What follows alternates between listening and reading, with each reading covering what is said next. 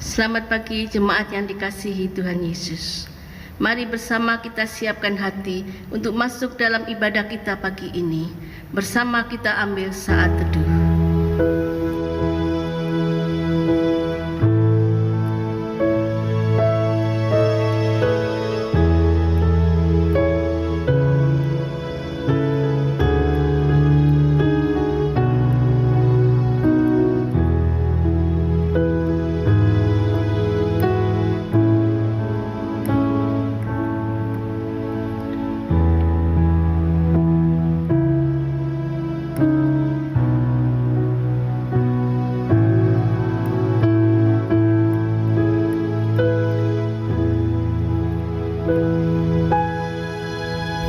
Ibadah kita hari ini kita mulai dalam nama Allah Bapa, Putra, dan Roh Kudus. Kiranya kasih karunia dan damai sejahtera dari Allah Bapa kita dan dari Tuhan Yesus Kristus menyertai ibadah kita pagi ini. Amin. Firman Tuhan dalam Filipi pasal 4 ayat 6 berkata, "Janganlah hendaknya kamu khawatir tentang apapun juga, tetapi nyatakanlah dalam segala hal keinginanmu kepada Allah dalam doa dan permohonan dengan ucapan syukur." Jemaat yang terkasih, seperti kita sadari, kekudusan adalah syarat mutlak agar dilayakan untuk masuk hadirat Tuhan yang kudus. Mari kita memohon agar hati kita disucikan dan dikuduskan. Bersama kita pujikan, sucikan, dan kuduskan.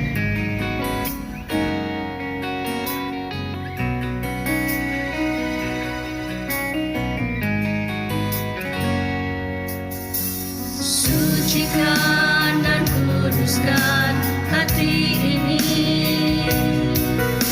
untuk layak menghadap hadirat-Mu. Untuk jiwa rohku ku serahkan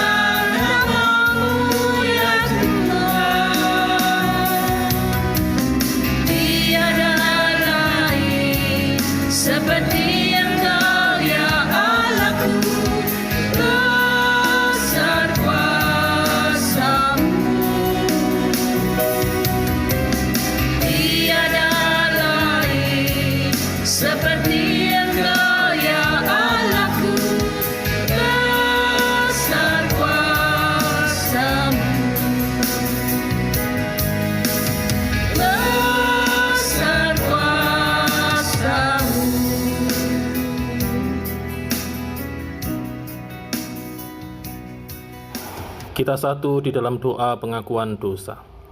Bapa dalam surga, kami menaikkan segala syukur kami kepadamu untuk segala kebaikan dan berkat Allah dalam kehidupan kami. Terima kasih untuk tuntunan penyertaan Tuhan di dalam kami menjalani hidup kami sehingga hari ini kami tetap boleh beribadah bersama-sama dengan saudara seiman kami. Bapa, kami mohon ampun untuk segala kesalahan kami.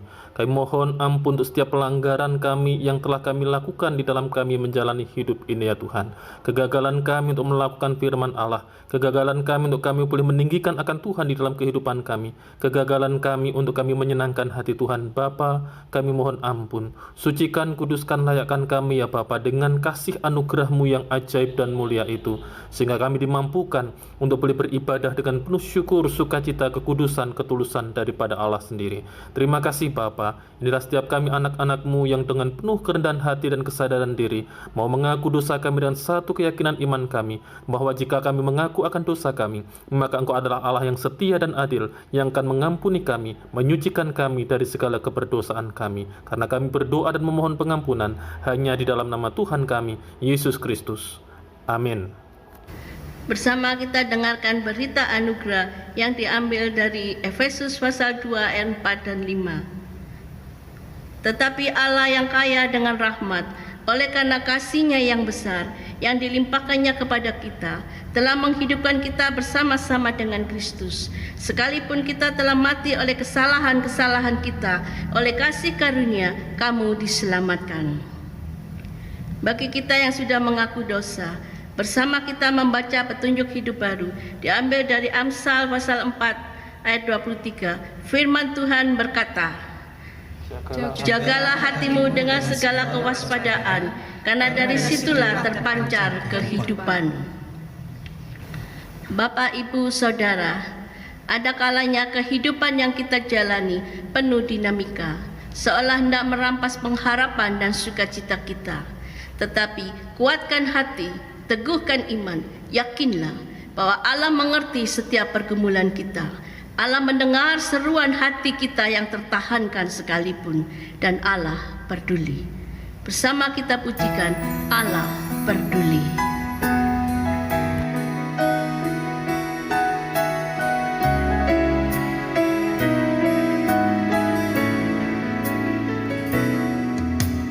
Banyak perkara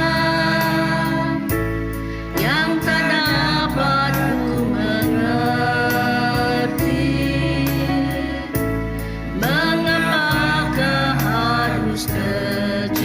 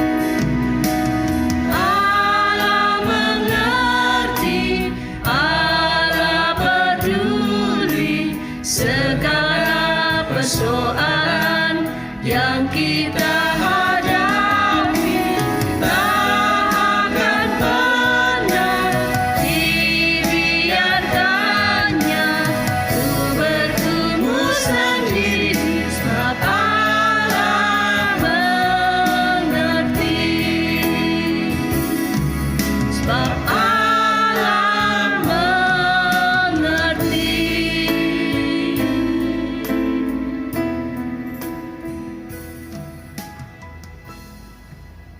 Saya mengundang jemaat untuk mengambil sikap berdiri. Bersama kita mengikrarkan pengakuan iman kita seturut dengan pengakuan iman rasuli. Aku percaya kepada Allah, Bapa yang Maha Kuasa, Khalik langit dan bumi, dan kepada Yesus Kristus, anaknya yang tunggal Tuhan kita, yang dikandung dari Roh Kudus, lahir dari anak darah Maria, yang menderita sengsara di bawah pemerintahan Pontius Pilatus, disalibkan, mati dan dikuburkan, turun dalam kerajaan maut.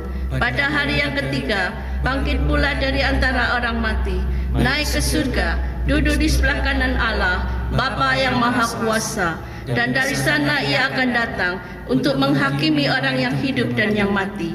Aku percaya kepada Roh Kudus, gereja yang kudus dan am, persekutuan orang kudus, pengampunan dosa, kebangkitan tubuh, dan hidup yang kekal. Amin. Jemaat dipersilakan duduk kembali. Saudara terkasih, adalah suatu anugerah bila kita masih diberi kesempatan untuk mendengar sabda kebenaran. Bersama kita memohon, kiranya Roh Kudus berkenan menjamah, melembutkan hati kita, bagai bejana siap dibentuk, menjadi alat yang memuliakan namanya. Kita pujikan bagaikan bejana.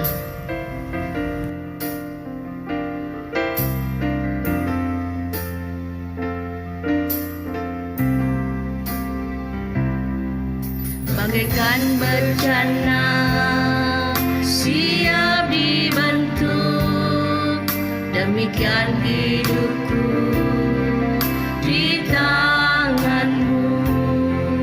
Dengan urapan kuasa Roh-Mu, ku dibaharui selalu. Jadikanku Allah dalam rumah-Mu, inilah hidupku di tangan-Mu.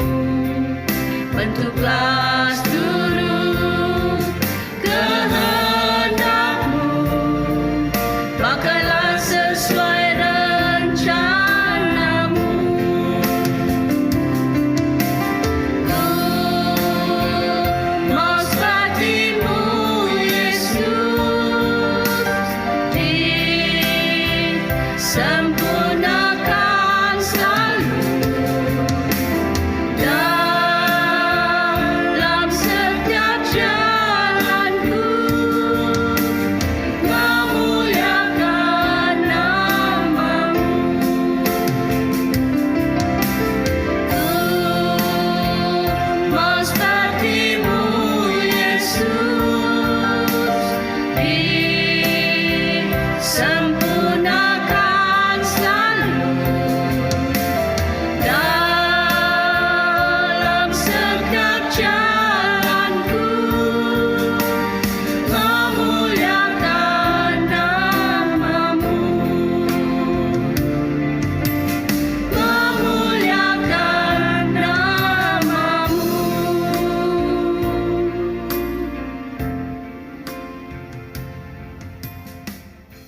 Mari kita berdoa sebelum mendengar firman Tuhan. Bapa di dalam surga, terima kasih untuk segala kebaikan Tuhan dalam hidup ini. Saatnya kami akan kembali belajar firman-Mu. Kami mohon pimpinan dan terang Roh Kudus-Mu yang menolong setiap kami, untuk kami boleh memahami, mengerti, meyakini, dan melakukan firman-Mu di dalam hidup kami sehari-hari. Terima kasih Bapa, di dalam nama Tuhan kami, Yesus Kristus, kami berdoa. Amin.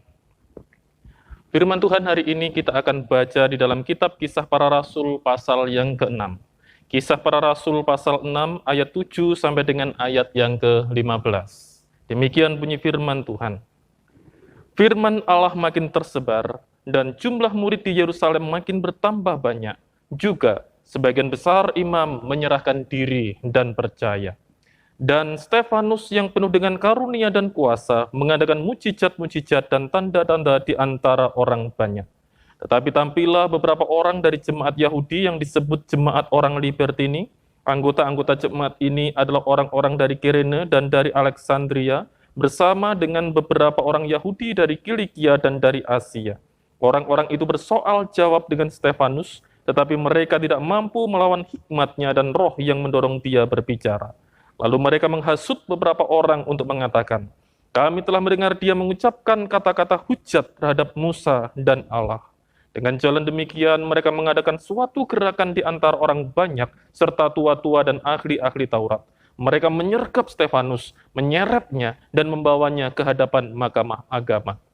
Lalu mereka memajukan saksi-saksi palsu yang berkata, orang ini terus-menerus mengucapkan perkataan yang menghina tempat kudus ini dan hukum Taurat. Sebab kami telah mendengar dia mengatakan bahwa Yesus orang Nazaret itu akan merubuhkan tempat ini dan mengubah adat istiadat yang diwariskan oleh Musa kepada kita.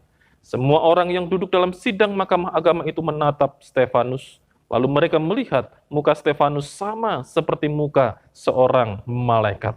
Demikian firman Tuhan. Terus dan tetap berbahagia setiap kita yang boleh membaca, memelihara, dan melakukan firman Allah. Haleluya. Bapak, Ibu, dan Saudara yang kasih oleh Tuhan Yesus Kristus, berita bohong atau hoax itu semakin hari semakin banyak berterbangan di sekitar kita.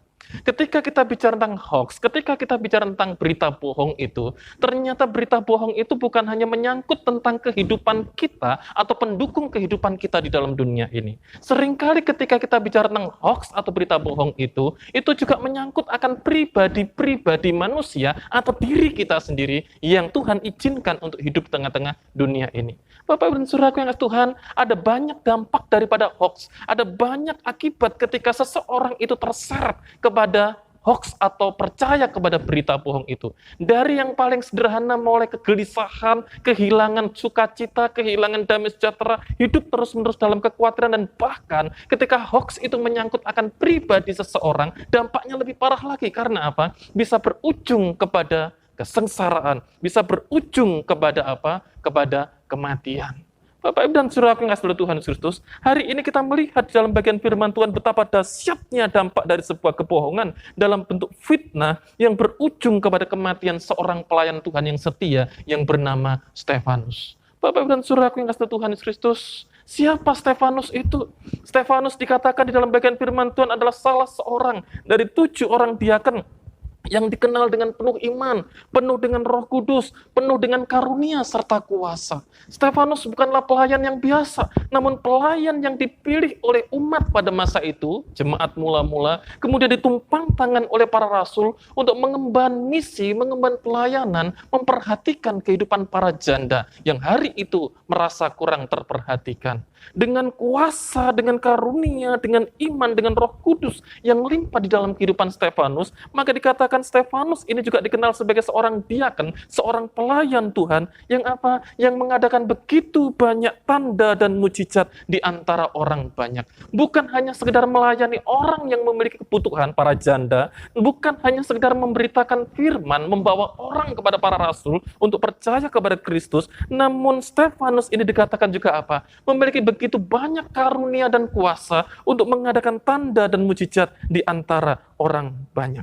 Bapak, Ibu, dan Saudaraku yang dikasihi oleh Tuhan Yesus Kristus, itulah Stefanus, seorang yang luar biasa, seorang yang penuh dengan iman dan hikmat, yang dipakai oleh Allah untuk melayani Tuhan. Namun kita juga melihat, di tengah-tengah kehidupan Stefanus ketika dia berusaha untuk hidup benar dan berkenan di hadapan Tuhan, ketika dia berusaha melakukan akan pimpinan penyertaan Tuhan dan rencana Allah di dalam kehidupannya, maka kita juga temukan bahwa akhirnya Stefanus harus menghadapi yang namanya berita bohong, harus menghadapi akan yang namanya hoax itu sendiri. Dan bahkan kalau kita baca sampai dengan pasalnya yang ke-7, berita bohong itu sampai berujung kepada kematian yang harus dialami oleh Stefanus.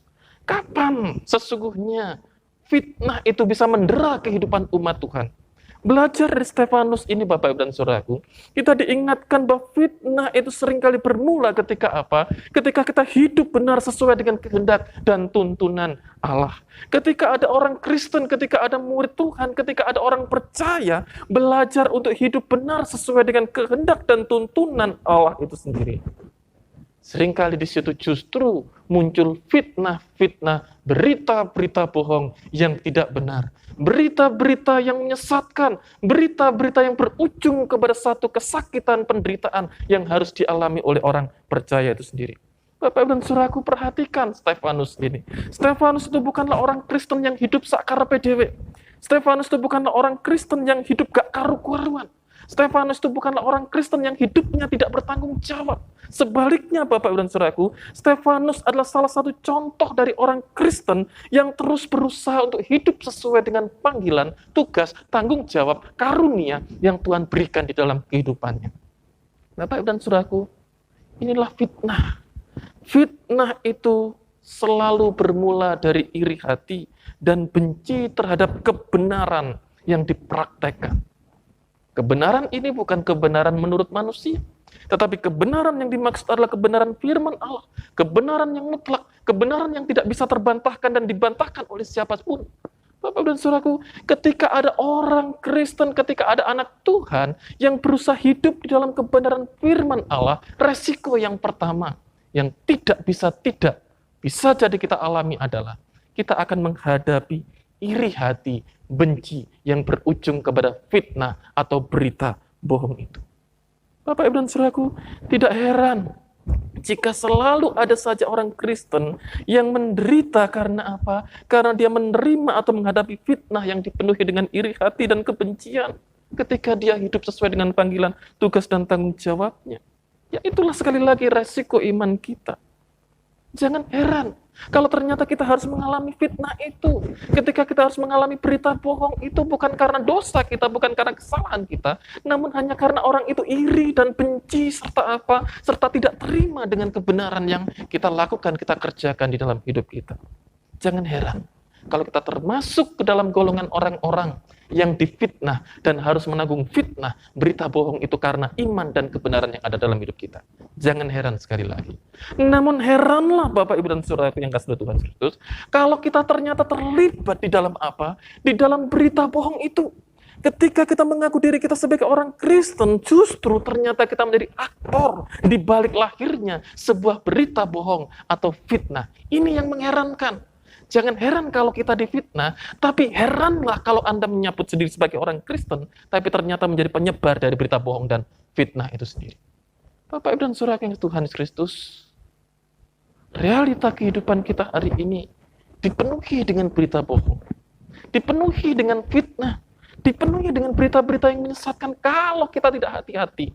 Meskipun kita menjadi orang Kristen, Bapak Ibu dan Saudaraku, bisa jadi kita akan terjebak menjadi salah satu dari orang yang menyebar gosip atau menyebar fitnah itu sendiri.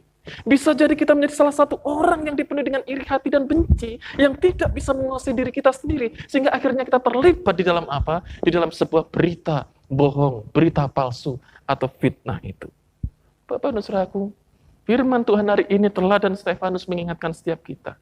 Jangan pernah menyerah, teruslah dan tetaplah berusaha berjalan di dalam kebenaran firman Allah itu. Meskipun kita harus menghadapi caci maki, meskipun kita harus menghadapi fitnah, meskipun kita harus menghadapi akan berita bohong itu, jangan menyerah, tetap dan teruslah berusaha untuk hidup benar sesuai dengan panggilan dan tugas serta tanggung jawab itu. Kenapa? Minggu lalu kita diingatkan satu hal, karena Tuhan pasti membela. Tuhan pasti membela umatnya yang senantiasa hidup benar dan berusaha hidup sesuai dengan panggilan, tugas, dan tanggung jawabnya. Dan ini dibuktikan oleh Stefanus tidaknya dalam dua hal. Yang pertama, Tuhan membela ketika apa? Di dalam ayatnya yang ke-15, semua orang yang duduk di dalam mahkamah agama itu, mereka menyaksikan dan melihat wajahnya Stefanus itu seperti apa? Seperti wajah malaikat. Bagaimana wajah malaikat, apakah bersinar dan lain sebagainya, kita tidak tahu. Tetapi yang pasti hari itu, semua orang yang duduk di dalam mahkamah agama, ketika mereka selesai melontarkan segala fitnahan dan tuduhannya kepada Stefanus, Tuhan langsung membela Stefanus. Dengan cara apa? Dengan cara merubah wajah Stefanus seolah-olah seperti wajah malaikat. Tuhan hadir di situ untuk membela Stefanus. Dan bahkan kalau kita baca dalam pasal yang ke-7, Bapak Ibu dan Saudaraku yang kasih oleh Tuhan Kristus, di dalam bagian-bagian akhir, ketika Stefanus sedang meregang nyawa dilempari batu oleh orang-orang yang membencinya, yang memfitnah akan dia, Stefanus masih dimampukan untuk bisa berdoa dan mendoakan orang yang bersalah dan melempari Stefanus dengan batu itu. Bapak, Ibu, dan saudaraku yang kasih Tuhan Kristus, Tuhan ada membela umatnya yang senantiasa hidup benar dan berkenan di hadapannya. Jangan takut dengan fitnah. Jangan khawatir dengan fitnah atau berita bohong. Ketika Anda hidup benar, ketika kita hidup benar sesuai dengan panggilan dan rencana Allah di dalam kehidupan kita. Itu salah satu resiko yang harus kita tanggung sebagai murid Kristus yang berusaha hidup benar. Yang kedua, Bapak, Ibu, dan saudaraku yang kasih Tuhan Kristus, bagian firman Tuhan ini juga menunjukkan kepada setiap kita bagaimana fitnah itu bisa bertopeng atau bersembunyi di balik simbol-simbol iman dan kerohanian atau simbol agama seseorang. Bapak, Ibu, dan saudara yang kasih Tuhan, jelas dalam bagian firman Tuhan ini bagaimana Stefanus harus berdebat bersoal jawab dengan jemaat atau orang-orang yang disebut sebagai jemaat Libertini itu sendiri. Dan jemaat Libertini, orang-orang itu kemudian merasa kalah karena mereka tidak sanggup melawan akan hikmat yang ada di dalam diri Stefanus. Bapak, Ibu, dan saudaraku yang kasih Tuhan, siapa jemaat Libertini itu? Bapak, Ibu, dan saudaraku, jemaat Libertini adalah orang-orang Yahudi. Orang-orang Yahudi dari perantauan yang pernah menjadi budak, pernah diperbudak oleh orang Romawi, dan kemudian karena status mereka, kemudian akhirnya mereka bisa mendapatkan kebebasan. Mendapatkan apa? Mendapatkan kemerdekaan dari statusnya sebagai seorang budak, dan bahkan bukan hanya dibebaskan dari statusnya sebagai seorang budak, orang-orang Libertini ini, orang-orang Yahudi jemaat Libertini ini adalah orang-orang yang kemudian mendapat hak istimewa karena mereka dianggap layak untuk mendapat warga negara Romawi. Nah, Bapak dan Saudaraku, mereka bisa berasal dari berbagai macam daerah jajahan Romawi yang tersebar hampir di daratan Asia dan Eropa pada masa itu. Orang Yahudi tersebar ke sana kemari, dan di antara mereka ada sebagian yang kemudian pulang kembali ke Yerusalem, pulang kembali ke Yudea, entah untuk menetap di Yudea, di Yerusalem, atau hanya sekedar untuk belajar ilmu keyahudian kepada para rabi, kepada para imam yang ada di Yerusalem, yang ada di Bait Allah.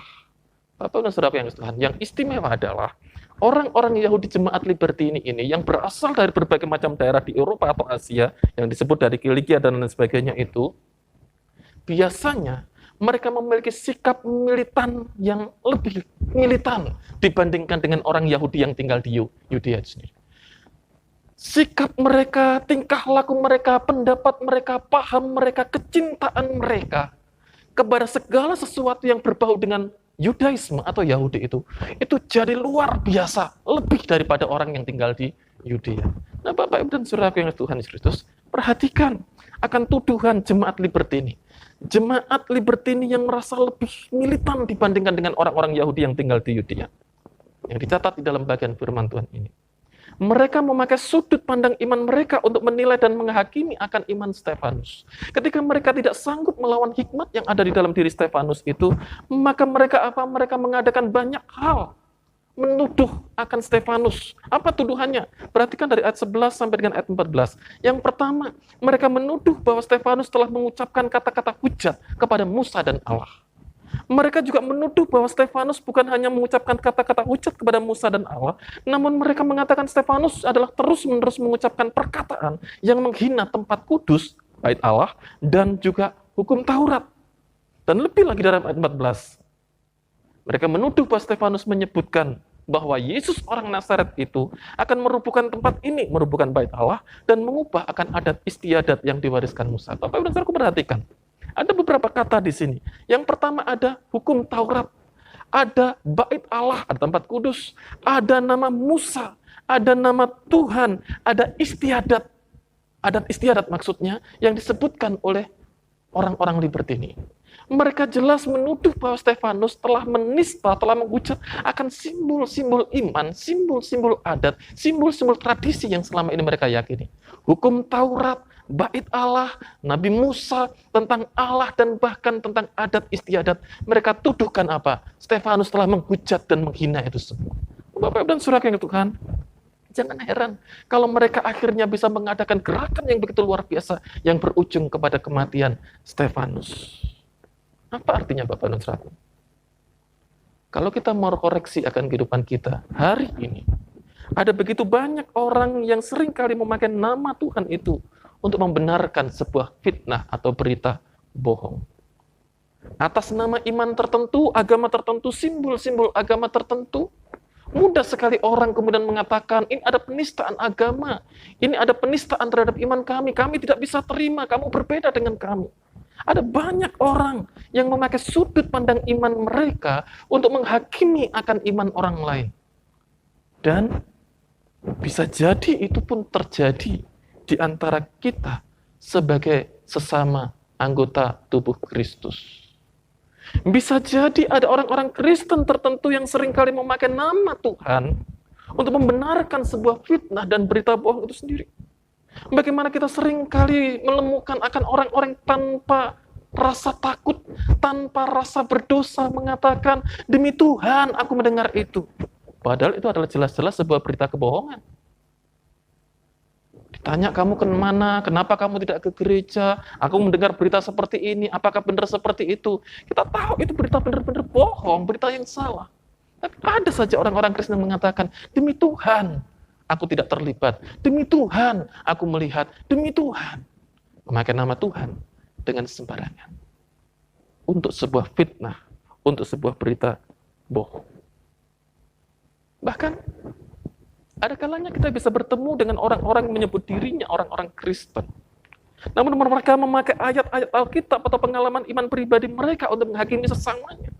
Tidak lagi menghakimi orang di luar imannya, tapi bisa jadi saling menghakimi di dalam tubuh Kristus, di dalam gereja Tuhan. Karena apa? Karena mereka menganggap pengalaman iman mereka, pengetahuan Alkitab mereka, ayat Alkitab itu mendukung kesalahan yang mereka perbuat. Dan tersebarlah berita bohong itu atas nama iman Kristen. Bapak Ibu dan Saudara yang Tuhan, jangan kita terjebak oleh godaan iblis yang seringkali menggunakan segala macam atribut rohani itu untuk membenarkan kesalahan atau kebohongan di dalam hidup kita. Ingatlah, iblis mencobai Adam dan Hawa. Itu bukan di luar Taman Eden. Justru iblis mencobai Adam dan Hawa itu menyebarkan berita bohong atau hoax itu. Justru ketika Adam dan Hawa tinggal di dalam Taman Eden, taman yang disediakan oleh Tuhan untuk Adam dan Hawa, taman yang memang benar-benar tempat yang indah, tempat yang mulia, di mana Adam dan Hawa bisa berelasi dengan Tuhan secara intim. Disitulah iblis datang dalam rupa manusia, menyebarkan berita bohongnya. Apa berita bohongnya? Berita bohongnya memakai firman Tuhan, memakai nama Tuhan. Hawa, tidakkah kamu dengar bahwa Tuhan itu berkata segala sesuatu dalam buah tanaman, di dalam taman ini buahnya boleh kamu makan, termasuk buah pengetahuan baik itu boleh kamu makan, bukan? Diputar balikkan sedemikian rupa sampai akhirnya Hawa dan Adam di situ terjebak untuk melanggar akan perintah Tuhan. Bukan di luar Taman Eden, tetapi justru di dalam Taman Eden itulah terjadi hoax, terjadi fitnah yang berujung kepada terusirnya Adam dan Hawa dari dalam Taman Eden. Terputusnya hubungan manusia dengan Tuhan.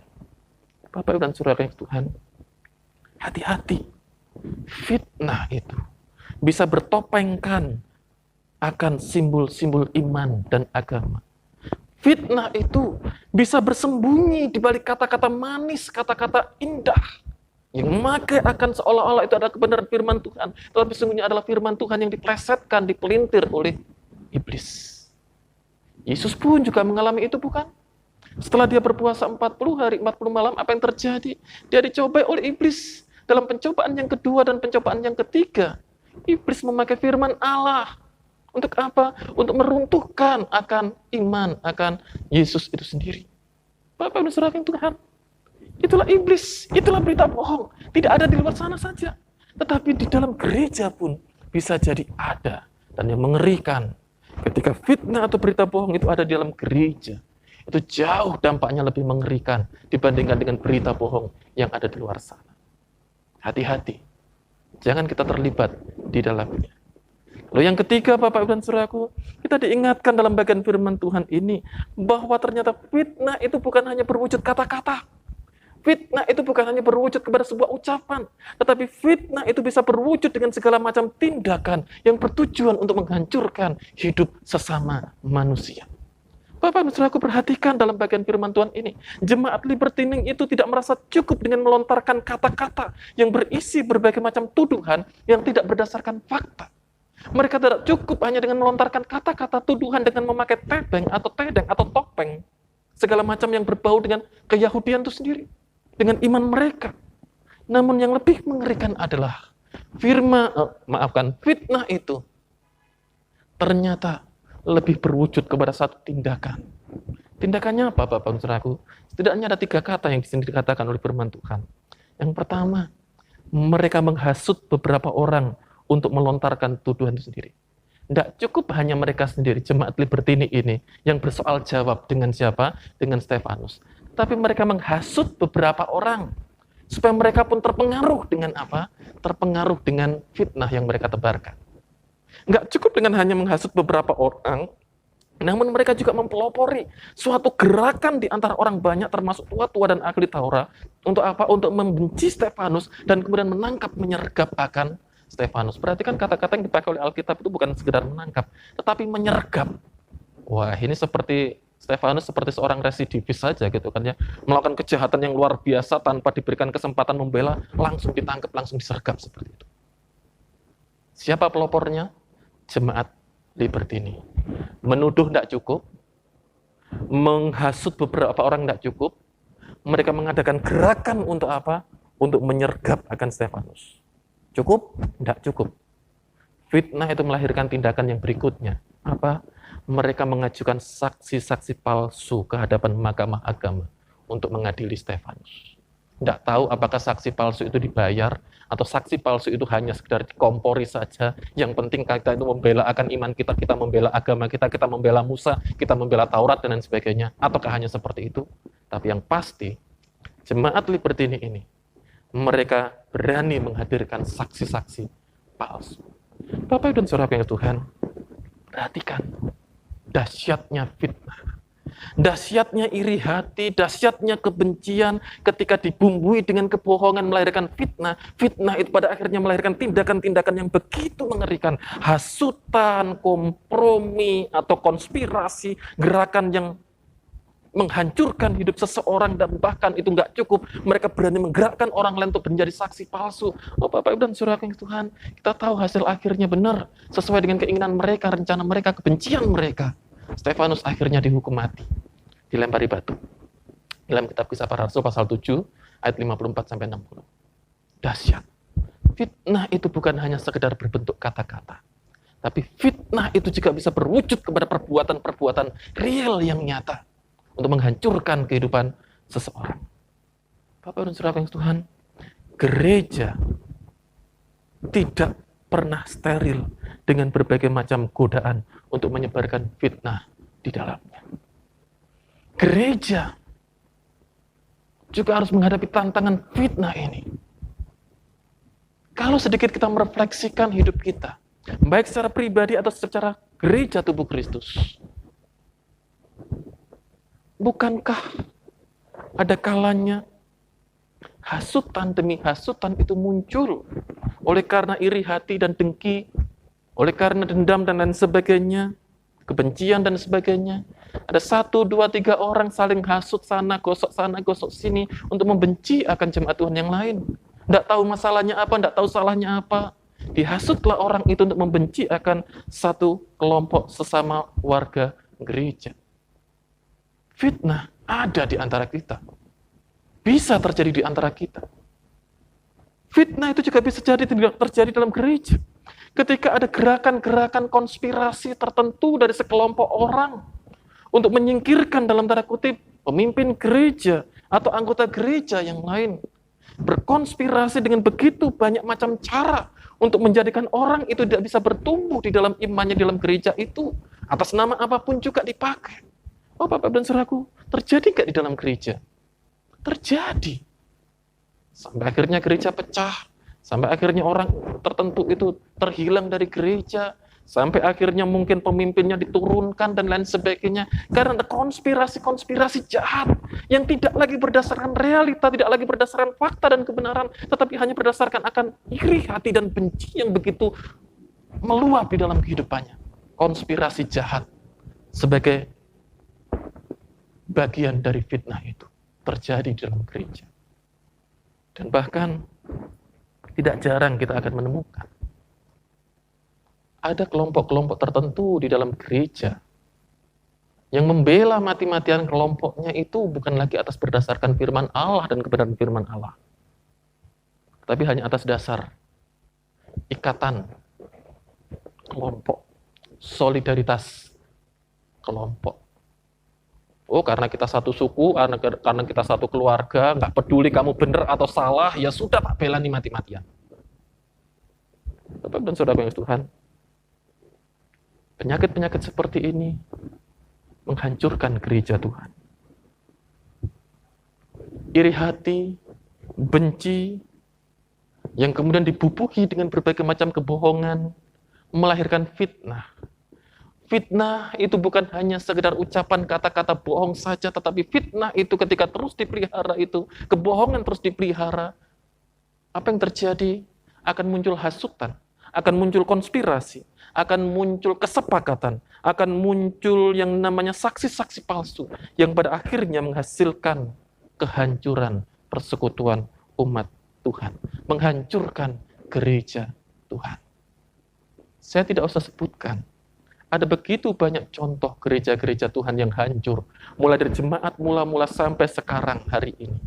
Betapa banyaknya gereja rusak, betapa banyaknya umat Tuhan rusak, betapa banyaknya gereja Tuhan hancur dan pecah. Oleh karena fitnah, kedengkian, iri hati, kebencian, kebohongan yang terpelihara di dalam gereja Tuhan.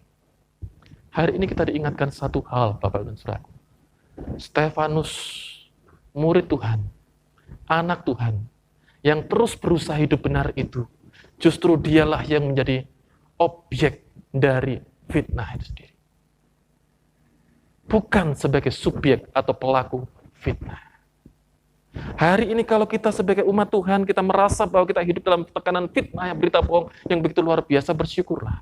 Karena apa? Karena satu titik nanti pasti kita akan diberikan kesempatan untuk mengalami yang namanya pembelaan dari Tuhan. Yang kedua, kita diingatkan, jangan kita menjadi seperti jemaat Liberty ini. Sebagai kelompok orang-orang menyebar hoax, menyebar fitnah di dalam gereja. Kalaupun di antara kita ada yang kemudian sadar bahwa selama ini kita ternyata termakan oleh hoax dan berita bohong di dalam gereja, kita cenderung menyebarkannya. Hari ini kesempatan terbaik untuk kita apa? Untuk kita kembali kepada Tuhan. Jangan membiarkan dirimu dikuasai oleh iri hati, benci, dan kemudian akhirnya kita menyebarkan fitnah. Kembali kepada Tuhan. Ada pengampunan, ada pemulihan di dalam Tuhan. Supaya apa? Supaya hidup kita tidak menjadi hidup yang dibinasakan oleh karena iri hati dan fitnah itu sendiri. Yang ketiga, Bapak dan Saudaraku, kita belajar untuk tetap setia sampai akhir hidup kita. Apapun yang terjadi, kebohongan apapun yang diberitakan oleh orang tentang kita, selama kita hidup benar, setia kepada Tuhan sampai akhir, lihatlah bagaimana Tuhan akan menyambut kita di dalam kasih dan kemuliaannya yang ajaib. Amin. Mari kita berdoa. Tuhan Yesus, terima kasih ya Tuhan untuk segala kebaikan-Mu di dalam kehidupan kami. Terima kasih untuk firman-Mu yang kembali mengajar kami untuk kami tidak terlibat sedikit pun di dalam fitnah memfitnah, menyebarkan berita bohong atau membuat berita bohong. Merencanakan segala sesuatu yang jahat sama kami, biarlah itu terjauh dari hidup kami. Dan tolong kami dalam pembelajaran iman kami hari ini. Kami belajar seperti Stefanus, yang terus belajar hidup benar, setia dan taat kepada Tuhan. Meskipun resiko, difitnah, dihakimi, dibenci, dianiaya, dan bahkan dibunuh. Itu ada dalam hidup kami. Dan sesungguhnya Tuhan memanggil kami untuk berkata yang benar, bukan berkata yang tidak benar. Tuhan memanggil setiap kami untuk membawa damai sejahtera, bukan untuk membawa kericuhan di tengah-tengah dunia ini. Terima kasih Bapa. Di dalam tugas dan panggilan kami sebagai umat-Mu hari ini, kami terus berdoa untuk bangsa dan negara kami. Tuhan tolong bangsa dan negara kami ya Tuhan, di tengah-tengah pandemi COVID, tengah-tengah ancaman resesi global, terus boleh bersama-sama bergotong royong, bergandengan tangan, mengatasinya sehingga kami boleh dilepaskan, dimenangkan dari pandemi COVID dan resesi global itu. Perekonomian segera terpulihkan, kehidupan kami boleh kembali normal, dengan segera ditemukannya dan diaplikasikannya akan vaksin dan obat yang segera akan ditemukan Bapa. Kami yakin itu ada di dalam pimpinan penyertaan Tuhan. Khusus kami berdoa untuk Kabupaten Banyuwangi, di tengah-tengah pandemi COVID ini ketika merencanakan untuk membuka pariwisata, era new normal dan sudah mulai dibuka, tetapi ternyata di satu sisi jumlah penderita COVID-19 semakin bertambah dengan begitu cepatnya. Kami mohon Tuhan yang campur tangan dan turun tangan, pemerintah daerah, boleh segera memfasilitasi dan boleh segera mencegah segala sesuatunya dengan sebaik-baiknya di dalam hikmat, kekuatan, kesehatan daripada Allah. Tolong setiap kami ya Tuhan, anak-anak-Mu, terus berharap, bersandar, berserah penuh kepada Tuhan. Melewati masa-masa sulit ini, dengan terus berpegang kepada janji Tuhan. Berkati, sebentar lagi kami akan memberikan persembahan. Dengan persembahan yang kami berikan, kiranya nama Tuhan dipuji dan dipermuliakan. Tuhan memberkati untuk para jemaat yang memberikan persembahan. Tuhan memberkati juga untuk para majelis yang mengelola persembahan ini sendiri. Dengan berkat Allah yang berkelimpahan. Terima kasih Bapa, terpujilah nama-Mu. Kami berdoa, berserah di dalam nama Tuhan kami, Yesus Kristus. Amin. Sebagai ungkapan syukur kita kepada Tuhan, mari bersama-sama kita memberikan persembahan. Firman Tuhan dalam 1 Tawari pasal 29 ayat 14. Sebab siapakah aku ini dan siapakah bangsaku, sehingga kami mampu memberikan persembahan sukarela seperti ini. Sebab daripadamu-lah segala-galanya, dan dari tangan-Mu sendirilah persembahan yang kami berikan kepadamu. Mari bersama kita pujikan Sabur Waktu Pagi.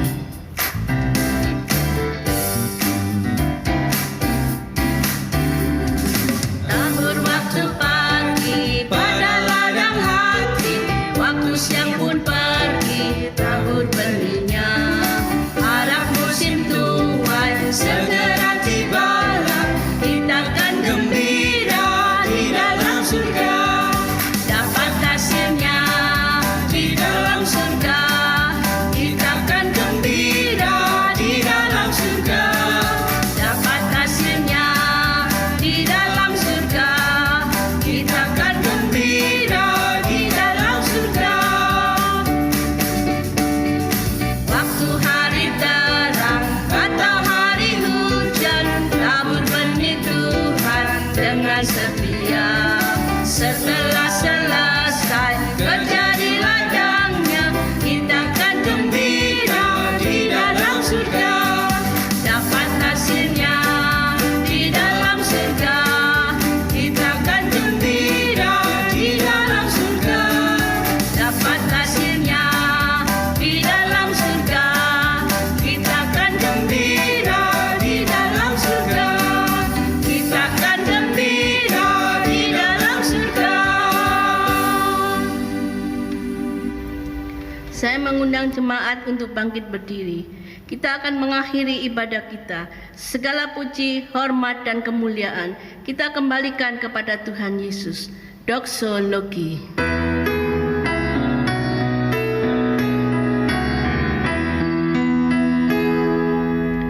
Puji Allah Bapa Putra,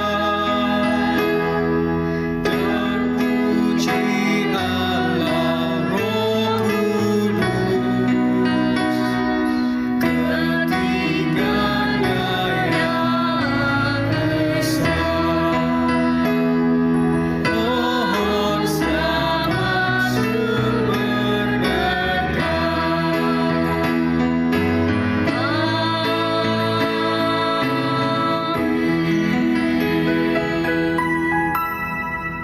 Jemaat, arahkanlah hatimu kepada Tuhan dan terimalah berkat Tuhan. Kiranya kasih karunia dan damai sejahtera dari Allah Bapa yang mengasihimu dengan kasih-Nya yang kekal, anugerah keselamatan sejati dari Tuhan Yesus Kristus, serta pimpinan, pertolongan, penyertaan, dan kuat kuasa Roh Kudus akan terus menyertai, memimpin, mengarahkan, dan memenuhi kehidupan saudara-saudara sekalian, sekarang dan sampai selama-lamanya. Kristus datang kembali. Amin.